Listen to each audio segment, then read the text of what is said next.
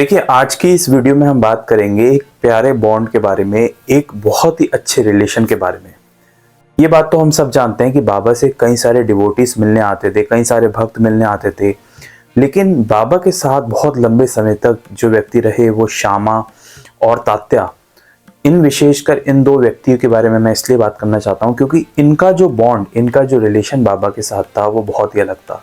और अक्सर हम बहुत सारी कहानियों में इनके बारे में पढ़ते हैं और इनके बारे में अगर जानना शुरू करें तो हमें ये समझ में आएगा कि बाबा का जो बॉन्ड था वो एक मित्र, एक फ्रेंड के जैसे था इन दोनों से।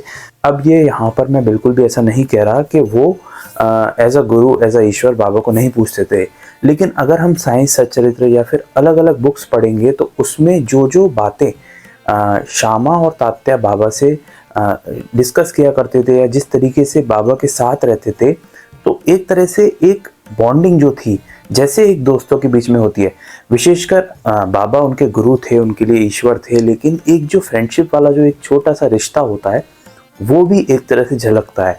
जैसे कि बाबा जब चावड़ी में विश्राम करते थे तो तात्या से अक्सर कह देते थे कि तात्या बीच बीच में आकर मुझे देख जाना कि मैं सही से विश्राम कर रहा हूँ या नहीं। उसकी बाबा को कोई ज़रूरत नहीं थी, लेकिन एक तरह से एक बॉन्डिंग के लिए या एक अपनेपन की वजह से बाबा तात्या से ऐसा कहते थे।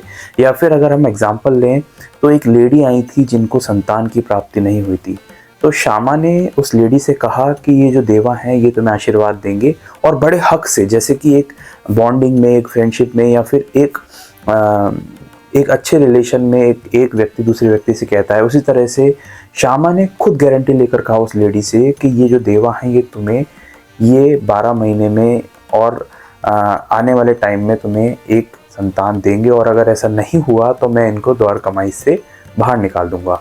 तो कहने का मतलब यहाँ पर क्रोध वाली वाइब्रेशन या फिर एनर्जी नहीं है, मतलब इतना प्योर बॉन्ड था श्यामा तात्या का। और साथ ही में महालसापति का, महालसापति तो बाबा के साथ द्वारका माई में रात के समय विश्राम किया करते थे। और क्योंकि उस जमाने में ऐसा कोई बड़े बड़े पलंग, आलीशान पलंग बाबा के पास आते थे, भक्त देते थे, लेकिन बाबा उन्हें इस्तेमाल नहीं करते थे। तो बाबा हमेशा एक टाट के टुकड़े पर श्यामा, महालसापति, बाबा या तात्या, ये सब 3-4 जने मिलके द्वारका माई में रात के समय आराम करते और घंटों बातें करते। तो अगर हम एक बॉन्ड की बात करें, एक फ्रेंडशिप के बॉन्ड की बात करें, तो वो भी एक प्यारा सा रिश्ता झलकता है। ये सब हम जानते हैं और ये बात बिल्कुल तय है कि बाबा जो हैं वो ईश्वरीय रूप हैं, वो गुरु हैं।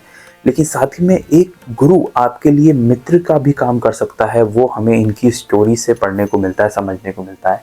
और ऐसी कई सारी कहानियाँ हमें जानने को मिलती हैं, क्योंकि बाबा भी श्यामा को अक्सर डिस्कशन किया करते थे।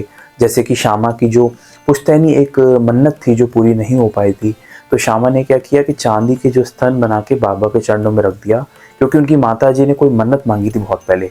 बट बाबा ने कहा नहीं श्यामा, तुम यहाँ मत रखो और देवी के पास जाकर ढोग लगाओ और वहीं रखो। तो ये तरह की बातें हमें जानने को मिलती है। और श्यामा की जो फैमिली थी वो भी इस बात को एक्सेप्ट करती है कि श्यामा भी अक्सर कहते थे कि बाबा उनके साथ दिन भर रहते थे, उनसे बातें करते थे। तो कहीं ना कहीं वो जो फीलिंग है ईश्वर की और भक्त की वो तो थी, लेकिन साथ ही में जो एक अच्छा बॉन्ड बन गया था बाबा का और श्यामा का, क्योंकि बाबा भी हर तरह से श्यामा को आगे करते थे। अगर कोई व्यक्ति आते थे, कोई भीड़ आती थी, तो तात्या, श्यामा या महालसापति के थ्रू ही वो बाबा तक पहुंचते थे। तो ये बहुत प्यारी बातें हमें समझने को मिलती, जानने को मिलती है। और महालसापति को तो बाबा कहते भी थे कि आप अब मेरे पास मत सो और घर जाओ, और उसके बाद उन्हें संतान की प्राप्ति हुई। तो ये सब बातें हमें समझने को मिलती है। और क्योंकि बायजा माँ का इतना प्रेम था, वो बाबा के लिए भोजन लेके आती थी। और शुरुआती दिनों में तो बाबा जंगलों में भी बैठे रहते थे कहीं कहीं, तो ढूंढ ढूंढ के बाबा को भोजन कराना, ये सब तात्या ने भी बचपन से देखा ही था। तो तात्या भी जो है वो पूरी तरीके से कभी बाबा को जब चावड़ी का समारोह होता था तो बाबा को हाथ दे के, सपोर्ट दे के उठाना और उनको चावड़ी तक लेके जाना। तो ये सब बातें हमें समझने को मिलती है। बाबा को तो किसी भी चीज़ की ज़रूरत नहीं थी, लेकिन इस बीच में रहना, इंसानी रूप में रहना, यहाँ पर हम शिरडी वासियों के बीच में रहकर और एक बॉन्ड क्रिएट करना बाबा का, ये हमें दर्शाता है कि एक भगवान को भी कितनी ज़्यादा भक्त की ज़रूरत होती है। उम्मीद है आपको ये बात समझकर अच्छा लगा होगा। और साईं बाबा से जुड़ी हुई ढेर सारी रियल हिस्ट्री, असली कहानी इस चैनल पर अपलोडेड है, जिसे आप जाकर सुन सकते हैं, देख सकते हैं।